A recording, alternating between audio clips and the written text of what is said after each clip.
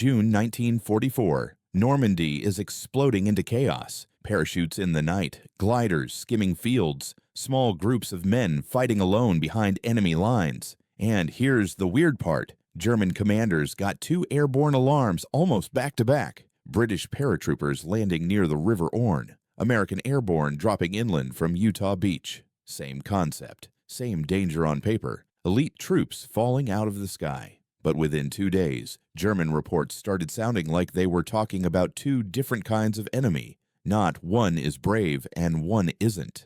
That's not what this was. Both were dangerous. Both were trained hard. The difference was in how they fought and what that did to the German soldiers trying to stop them. If you like WWWII stories that dig into the why behind the fighting, not just the explosions, hit subscribe so you don't miss the next one. Because from the German side, American airborne often felt like a hard punch you could see coming once it landed. British airborne felt like getting hunted. To understand why, you have to rewind to when Germany didn't fear British paratroopers at all. 1940 to 1942, Germany thinks Britain is just copying them. After Dunkirk, the German view of Britain was blunt. Battered army, big navy, tough spirit, but not exactly a place you'd expect to build a brand new elite force. So when British airborne units started forming in 1940, German intelligence didn't treat it like some major innovation. They saw it as a desperate imitation.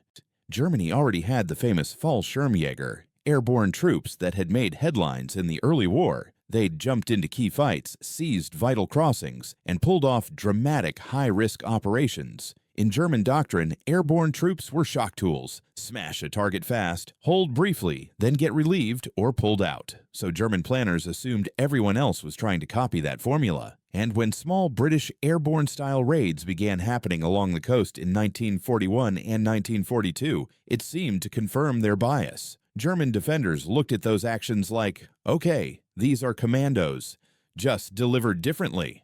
Dangerous, sure, but limited. Because airborne troops have real weaknesses, especially in WW2. They can't carry much heavy firepower. They land scattered. They're vulnerable if you pin them down before they link up. In a straight, sustained fight, they can get chewed up. German officers believed standard defenses could handle them once they were located. Find them, hit them with organized forces, and the problem goes away. That confidence lasted until Britain pulled off something that didn't feel like a normal raid. November 1942, a raid that felt like a scalpel. In late 1942, British forces targeted a German radar station on the French coast near Bruneval. The key wasn't just that they hit it, it was how cleanly it happened. This wasn't a messy brawl that left everyone confused. British airborne troops dropped at night, moved fast, took control of the site, and came away with critical radar components before German reinforcements could properly react. Then they extracted by sea, like the whole thing had been timed down to the minute. German local commanders were left staring at the aftermath with a new problem. This didn't match the story they'd been telling themselves, because if British airborne were just commandos with parachutes, you'd expect a loud fight, a sloppy retreat, maybe a lucky escape. What happened looked like careful planning and disciplined execution. Hit the exact target, take the exact material, disappear.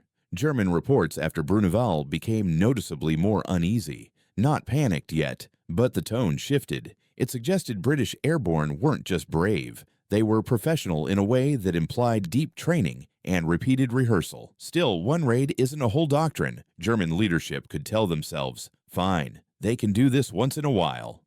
But they can't do it at scale. They can't do it under pressure. If they get stuck in a real fight, the old airborne weaknesses will show up. That was the German bet, and it didn't pay off, because Britain wasn't trying to build airborne forces that acted German. Britain was shaping something that leaned into a different strength, not dramatic shock, but stubborn control, especially in ugly, isolated situations. And that difference becomes impossible to ignore in 1943. May 1943, Sicily forces a rethink. Sicily is where German perception starts sliding from manageable to this is a problem. One of the big British objectives involved glider troops seizing the Ponte Grande Bridge near Syracuse, critical terrain that defenders could destroy to slow the Allied push. On paper, this kind of mission always looks risky. Gliders are silent, but fragile. Navigation isn't perfect. Landing zones are uncertain. If troops land scattered, the whole plan can collapse. And in Sicily, that's exactly what happened. Gliders missed. Some crashed. Some landed in the wrong places. The British force that actually reached the bridge was far smaller than planned, numbers that would normally scream abort in any sane playbook. But here's the piece that sticks in German memory. Those British troops didn't treat the situation like an excuse to fall back and save themselves. They dug in and held. Outnumbered, under pressure, and running low on everything that matters – ammunition, medical supplies, time – they stayed on the objective far longer than defenders expected them to, even when they were eventually pushed off. The timing mattered. Allied ground forces arrived soon enough that the bridge could be retaken, and the mission still had strategic impact. From the German perspective, the unsettling part wasn't just bravery. Lots of soldiers are brave.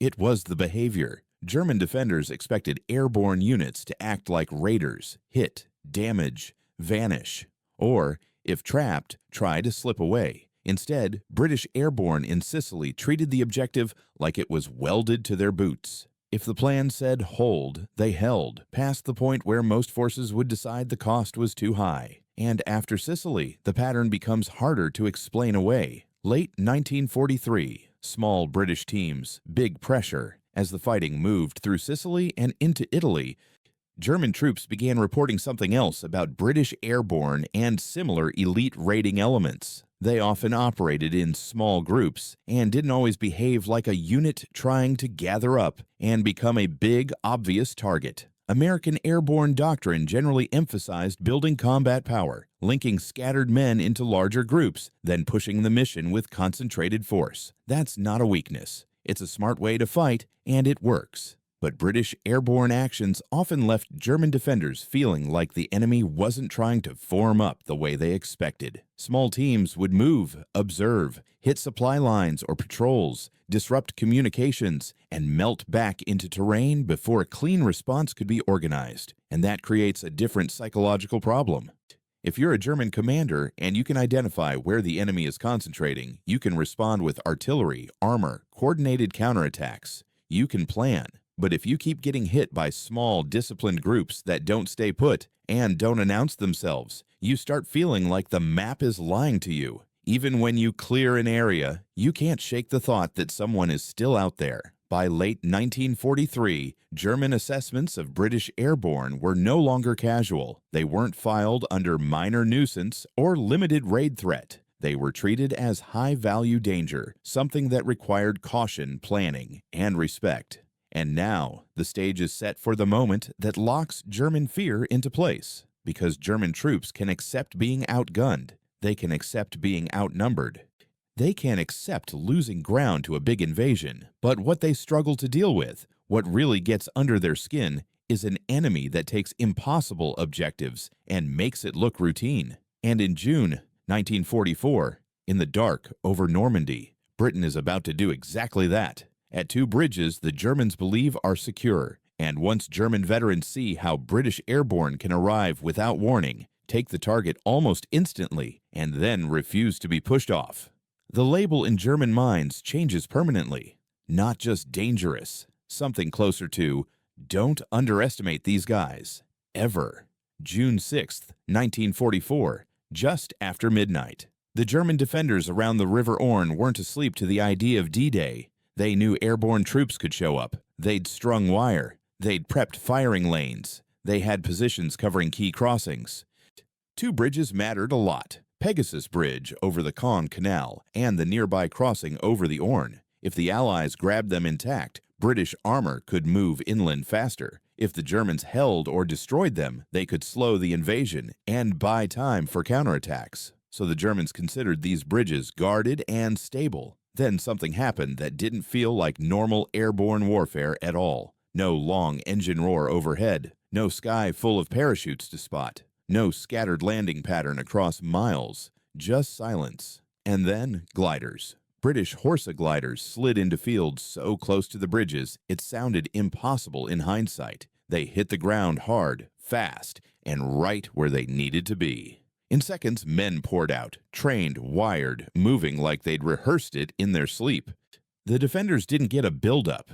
They didn't get the usual warning signs that let you react. They got contact, point blank. What followed wasn't a big battle. It was a controlled burst of violence. Grenades, close-range firing, quick movement through prepared positions. The British assault force didn't waste time figuring it out. They hit the exact points that mattered, overwhelmed the guards, and secured the bridges before anyone could organize a proper response. The shock for German commanders wasn't only that the bridges were taken, it was that the method looked surgical, like somebody had reached into the night and removed the bridges from German hands in under 10 minutes. And here's the piece that matters for why this story even exists. Taking a target fast is one thing, holding it is another.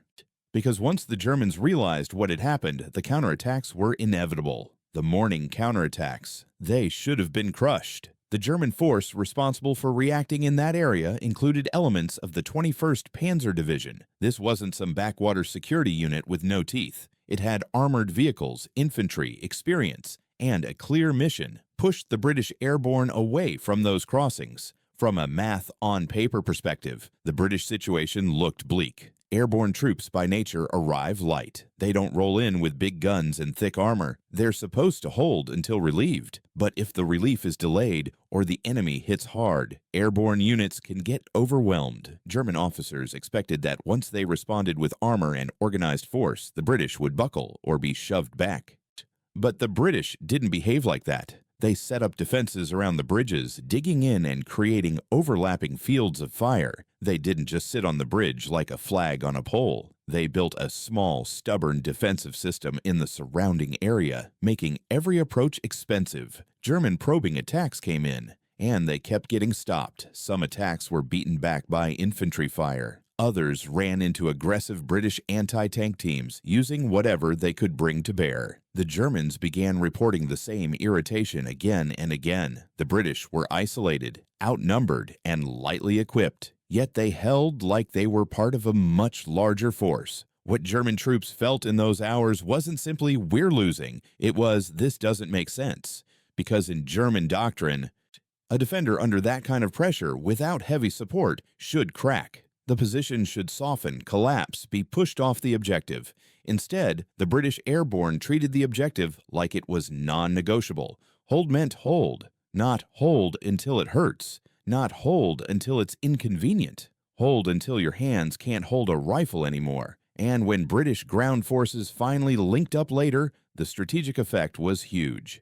Those bridges being captured intact and kept under Allied control helped shape the British advance inland and delayed German reaction options that might have been even more dangerous for the invasion. But for the German soldiers on the ground, strategy was secondary to the immediate reality. British Airborne had shown up out of nowhere, took what wasn't supposed to be taken, and then sat on it like a bulldog. That's how fear starts. Not from a rumor, not from propaganda. From a personal experience that rewires your expectations. Nearby in Normandy, the Germans read the Americans differently. Now shift a few miles west. American airborne divisions, the 82nd and 101st, dropped inland from the beaches with their own missions. Roads, towns, causeways, routes that could either speed up Allied movement or trap it. And those American paratroopers fought hard, no question. They were volunteers. They were trained. They were aggressive.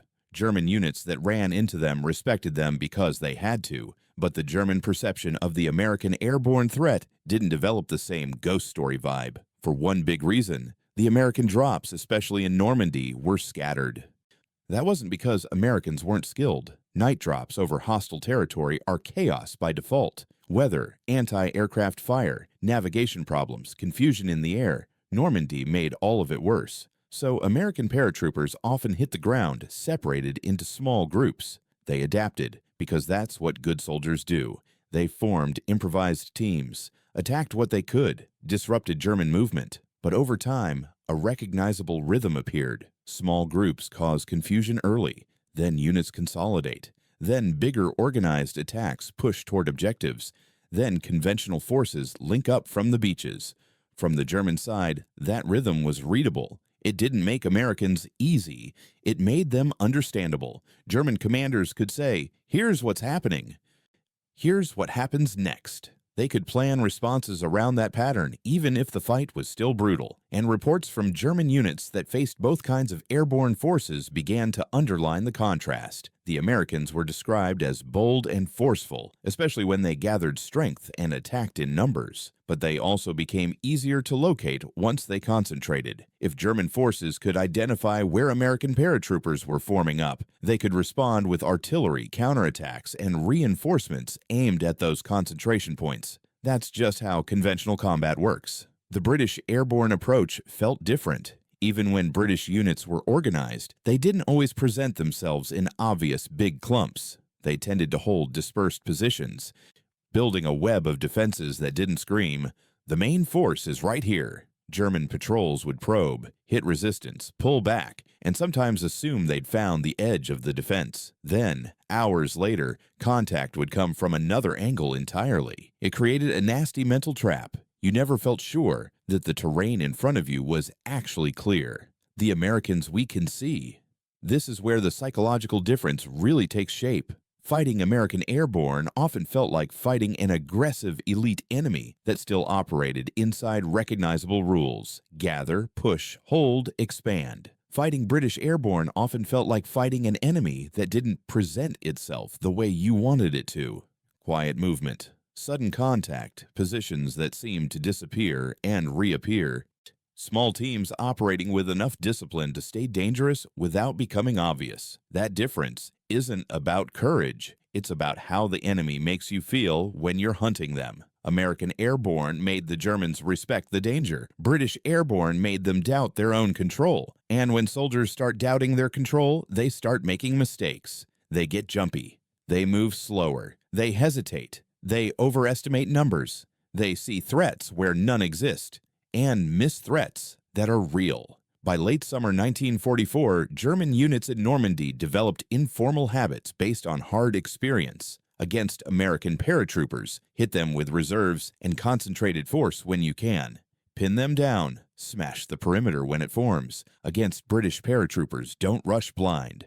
Don't assume an area is safe because it looks empty. Don't probe without backup, and don't get careless after winning a small contact, because another one might come right after, from a direction you didn't cover. The Americans demanded respect. The British demanded something closer to fear, and just when German troops in the West thought they'd learned the rules for dealing with British airborne, September 1944 arrived, and with it came an operation so ambitious it almost sounded like a gambler's fantasy. A massive airborne drop meant to crack open a path into Germany by seizing bridges deep in the Netherlands.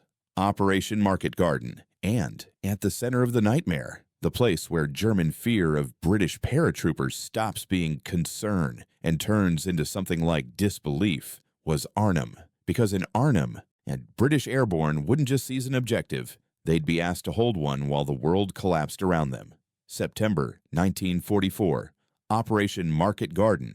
On paper, it looked like a bold shortcut to end the war faster, drop airborne forces across the Netherlands, seize a chain of bridges, and create a highway for Allied armor to punch through. The British 1st Airborne Division drew the hardest card, Arnhem.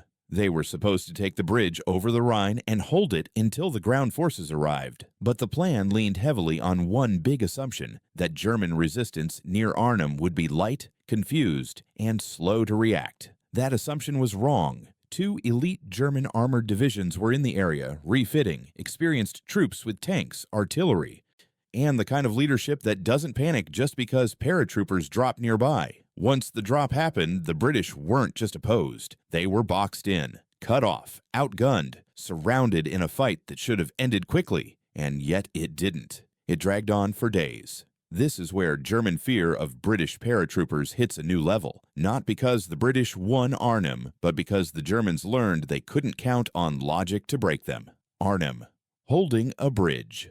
Like it's the last place on Earth. A British battalion under Lieutenant Colonel John Frost reached the northern end of Arnhem Bridge and took positions. That alone was a serious achievement, but what followed is what burned itself into German memory. German attacks hit them hard, tanks and infantry pressed in, buildings caught fire, walls collapsed. Ammunition ran thin. Medical supplies disappeared fast, food and water became a problem, communication became unreliable. In a normal battlefield calculation, a surrounded force in that condition should collapse, surrender, or attempt a breakout. But British Airborne didn't treat those choices as the natural next step. They treated them like betrayal of the mission. So, they held. German units assaulted repeatedly. They paid for every doorway and every corner. They cleared rooms and got shot from another floor. They hammered one building and then took fire from the next one over. And the British kept fighting in conditions that made German soldiers say, in plain terms, "This isn't how war is supposed to look." German troops reported that British paratroopers stayed effective even when the situation was obviously hopeless. Snipers in isolated positions kept picking off targets with accuracy that made Germans think there had to be far more British troops than there really were. Small teams with mortars or machine guns used their limited ammunition in ways that disrupted German movement again and again. This created a strange illusion. The British seemed to be everywhere, even though their numbers were shrinking. And when German forces finally overran the positions at the bridge, they didn't find a massive force. They found a battered remnant, men who had held for days against a level of pressure that should have crushed them quickly. That's not just stubbornness. It's an operational weapon because it forces your enemy to spend time, blood, and attention far out of proportion to the size of the force you're actually fighting. The perimeter. We didn't defeat them. They ran out of men. The bridge fight wasn't the whole battle. Elsewhere, the rest of British 1st Airborne was trapped inside a shrinking perimeter under constant attack. German intelligence repeatedly overestimated British strength because the defense kept holding longer than expected. German troops couldn't shake the feeling they were facing more men than reality. But it wasn't magic. It was the same pattern German soldiers had started noticing earlier in the war. British Airborne could operate dispersed, keep discipline under pressure, and continue fighting even when the correct move, by most doctrines, would be to withdraw. German attacks broke pieces of the perimeter, then got stopped again. The British denied ground, slowed advances, forced the Germans to clear positions inch by inch. In the end, the British evacuation across the Rhine left no doubt about the outcome. Market Garden failed. Arnhem Bridge wasn't held long enough. The grand plan collapsed, but the German takeaway wasn't a clean victory. It was closer to surviving an experience. Because the British didn't break in the way the Germans expected, they didn't fold because the math said they should fold. They simply reached the point where there weren't enough men left to keep the line intact. That distinction matters. A force that loses because it's out of options feels different than a force that loses because it got mentally crushed. And at Arnhem, German troops learned British Airborne could be destroyed, but breaking their will was another thing entirely. What about the Americans in Market Garden? Here's where the comparison gets tricky, and German veterans knew it. American Airborne fought in Market Garden too. The 82nd and 101st took key objectives, defended bridges, fought hard, and suffered casualties, but they weren't trapped in the same impossible box as the British at Arnhem. They had different situations, different missions, and different levels of contact with ground forces. So it wasn't a fair one-to-one comparison. Still, from the German perspective, the emotional imprint wasn't equal. The Americans were dangerous, aggressive, and serious opponents. But the British at Arnhem felt like a different category of problem, because they held a doomed position longer than seemed reasonable, and they stayed tactically sharp while doing it. It reinforced the exact fear German troops had been developing since Sicily and Normandy. British Airborne didn't just fight hard, they fought in ways that refused to follow the usual logic. 1944 to 1945. 2 threats, 2 feelings. By the final year of the war, German perceptions hardened into something like a rulebook. American paratroopers were respected. If you ran into the 82nd or 101st, you expected tough, well-equipped soldiers who would attack aggressively and defend with skill. Americans were trained to build combat power, regroup, coordinate, then strike with strength. If the fight went badly, they'd pull back, reorganize, and come back with support from larger forces. That wasn't cowardice. That was smart warfare, but it had a side effect. German defenders could anticipate the rhythm of American airborne operations. They could guess where consolidation would happen. They could plan artillery and counterattacks around likely concentration points. British paratroopers felt less predictable. They were comfortable operating in smaller, independent actions. They were willing to remain dispersed and still stay dangerous. And most of all, they had a reputation for holding positions longer than enemy troops thought any force should hold. That doesn't mean British soldiers were better. It means their operational philosophy created a different psychological reaction. It's the difference between fighting a strong opponent and fighting an opponent who makes you feel like the ground rules don't apply. German troops described American drops as loud and obvious. Big transport formations, widespread landings. Then a visible buildup of defensive areas as units gathered. British actions, especially with gliders and night operations, could feel quieter, less warning, less visible mass, more sudden contact. And that quiet, violent pattern messes with a defender's nerves, because when you can't predict the next strike, you start guarding everything. When you start guarding everything, you spread yourself thin. When you spread yourself thin, you create gaps. And that's exactly where airborne troops thrive. By 1945, German soldiers had learned to treat these two airborne threats differently. Against American airborne, respond fast, hit hard, and try to crush them before they consolidate into a bigger fighting force. Against British airborne, move carefully. Don't assume you've cleared an area. Oh, and don't chase shadows, because the moment you relax, that's when they hit you. So, why fear the British more? This isn't a story about who was braver. It's not a story about who had better gear either. In many respects, both forces were elite, well-trained, and heavily motivated. The German difference came from how each force's doctrine showed up on the ground. American airborne fought like an elite conventional force that happened to be dropped behind enemy lines, aggressive, determined, and increasingly effective once they gathered strength. British airborne fought like a force that weaponized endurance, dispersion, patience, sudden strikes, and a stubborn refusal to abandon ground when ordered to hold it. From the German viewpoint, the Americans were dangerous but readable. The British were dangerous and unsettling. Because the British didn't just try to win fights, they tried to make you feel like you could never truly secure the area around you, like you were always being watched, always being probed, always one mistake away from getting hit again. And there's a special kind of fear that comes from an enemy you can defeat tactically, but can't break psychologically. That's what British paratroopers did to German defenders across the war, from early raids that felt too clean, to Sicily's stubborn holds, to Normandy's silent gliders at impossible bridges, to Arnhem's refusal to accept reality. In the end, German veterans often remembered the Americans as warriors, hard-hitting, loud, and powerful. But the British paratroopers, they remembered them like something that appeared out of the dark, took what shouldn't be taken.